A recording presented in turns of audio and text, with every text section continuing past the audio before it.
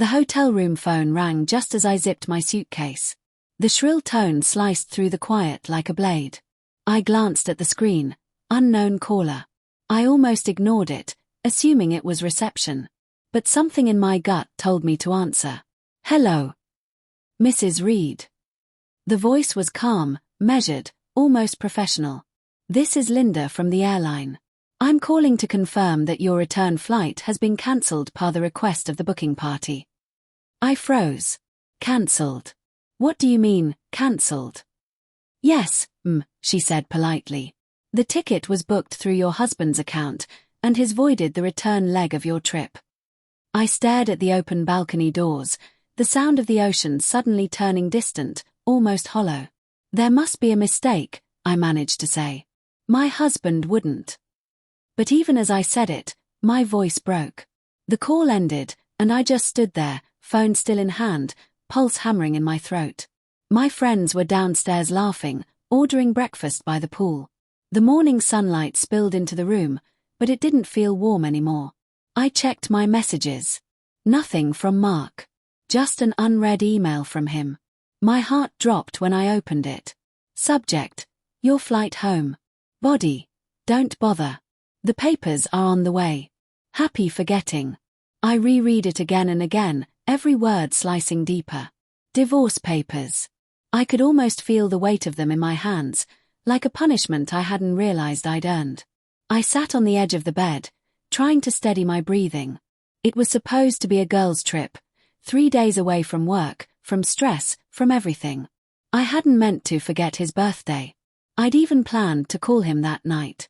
But between the cocktails, the beach, and the laughter, the day had slipped past like sand through my fingers. I never thought he'd take it like this. But maybe I should have. The week before I left, we'd fought, loudly, painfully, about the same thing we'd been fighting about for months, how distant I'd become. You barely look at me anymore, he'd said. You're always somewhere else. I just need space, I told him.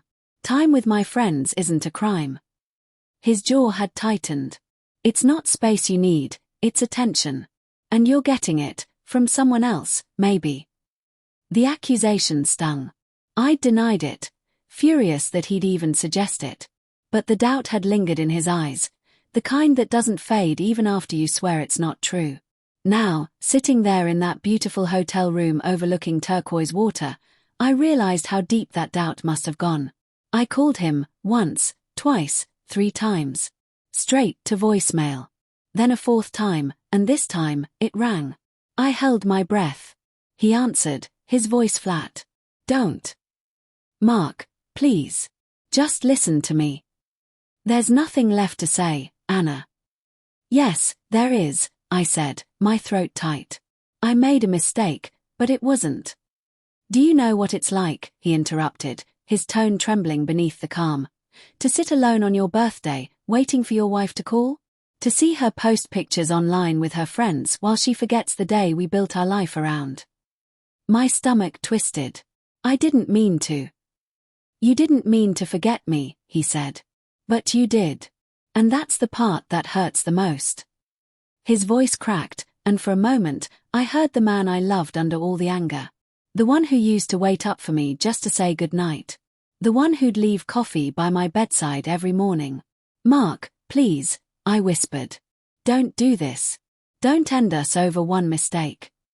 There was silence on the line, then a long exhale. It wasn't one mistake, Anna. It's been months of them. I didn't know what to say. Then he said, quietly, I saw the messages. My breath caught. What messages? Between you and Tyler. My heart skipped. Tyler's just a friend. Friends don't send each other pictures from their hotel balconies at midnight, he said, his voice low, tired. Friends don't say things like, wish you were here instead. I pressed a hand to my chest. It wasn't like that. I swear. I was drunk. I didn't mean. He laughed softly, bitterly. You didn't mean to forget my birthday. You didn't mean to send your coworker a message that sounds like a confession. You didn't mean to destroy everything. Do you ever mean anything you do anymore, Anna? I could hear the pain bleeding through every word. Mark, I said, tears stinging my eyes. You're twisting it. You know me. I used to, he said. Now, I don't know who you are. And then, just like that, the line went dead. I sat there for a long time, staring at my reflection in the black screen of my phone. My friends knocked on the door at one point, asking if I was coming down. I lied and said I was sick. That night, I booked my own flight home. When I arrived, his car wasn't at the airport. The house key didn't fit anymore, the locks had been changed.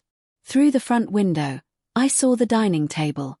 A single envelope sat in the middle, my name written in his handwriting. I broke the latch on the back door to get in.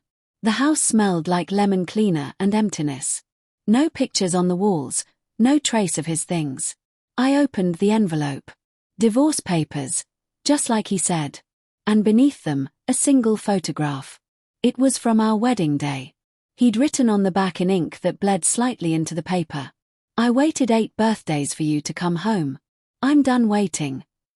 The words hit harder than any argument ever had. I sank to the floor, holding that photo, memories flashing through my mind. The first time we met, our late-night drives, the promise we made to never stop trying. Somewhere along the line, I had. The days that followed blurred together. I called, texted, begged for a meeting. Nothing. It was as if I'd been erased. Then, one evening, I drove past the little Italian restaurant where we used to eat every Friday. His car was there, parked out front.